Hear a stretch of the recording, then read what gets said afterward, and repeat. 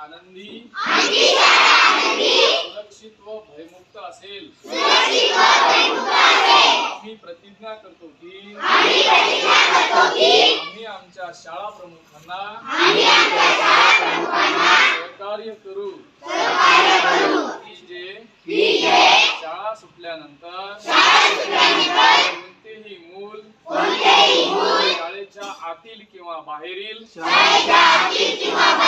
परिसरात राहिले नसल्याची खात्री केल्यानंतरच शालेय इमारतीतून बाहेर पडतील।